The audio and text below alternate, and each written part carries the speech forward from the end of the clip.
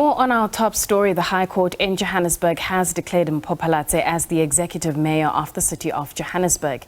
It has also declared all the decisions taken by the ANC's Dada Morero as the city's mayor as unlawful, unconstitutional and invalid.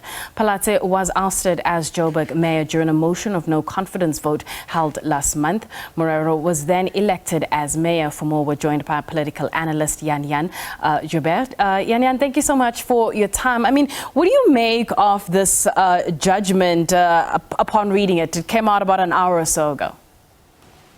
Yes, I had a look at it. Good afternoon to you and to the viewers. I had a look at it, and basically what happens is that the court found that if you want to act, you must act legally.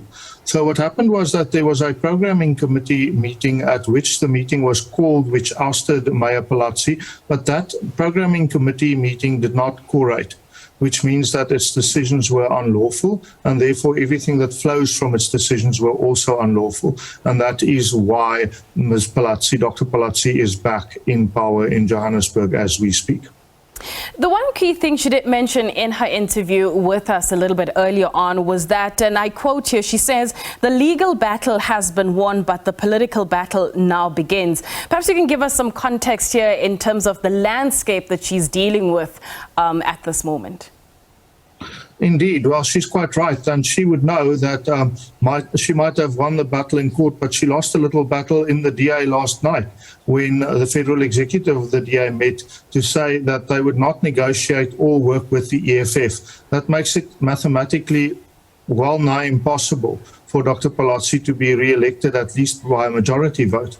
So it's now up to a decision on whether there's a discussion between the ANC, EFF and some parties that have joined the ANC in its efforts, which include the Patriotic Alliance and COPE, whether they can work together in Johannesburg to have more votes than the coalition which used to rule Johannesburg. And I think what it will come down to is a decision on whether the ANC will be able to rule Johannesburg, whereas the EFF has its sights on Ekurhuleni. And there might be some discussion on whether a tit for tat could be developed between those two large parties.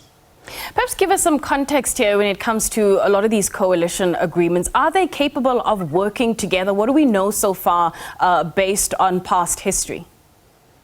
Well, South Africa is rather new to coalition politics. Of course, worldwide it's very common. And you had a situation in certain countries in Europe have not had anything but coalition governments for many, many years. But in our country, we deal with our people, and our people are not used to coalition governments, and they're not very good at it at this stage.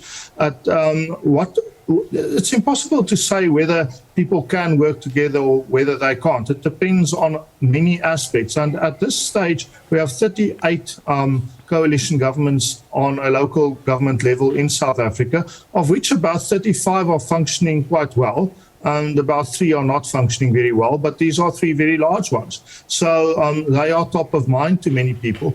What is interesting is that the situation in Johannesburg and in Ekurhuleni, that situation is replicated in a few municipalities which are nearby.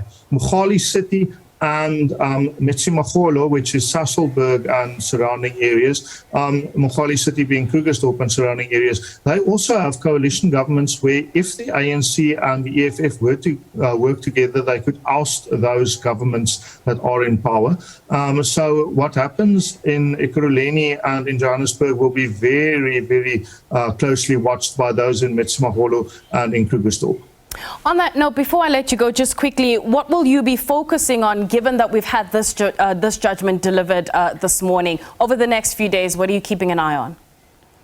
Well, what we're keeping an eye on must be, of course, these councils which I've mentioned, but also whether these decisions are taken lawfully. The ANC and its allies have a way of riding roughshod over the rules.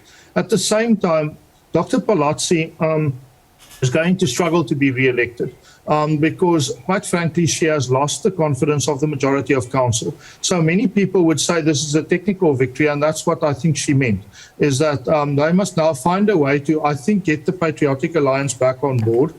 Right. Otherwise, basically, she's toast. Jan, let's leave it there. Thank you so much for your time and giving us that perspective.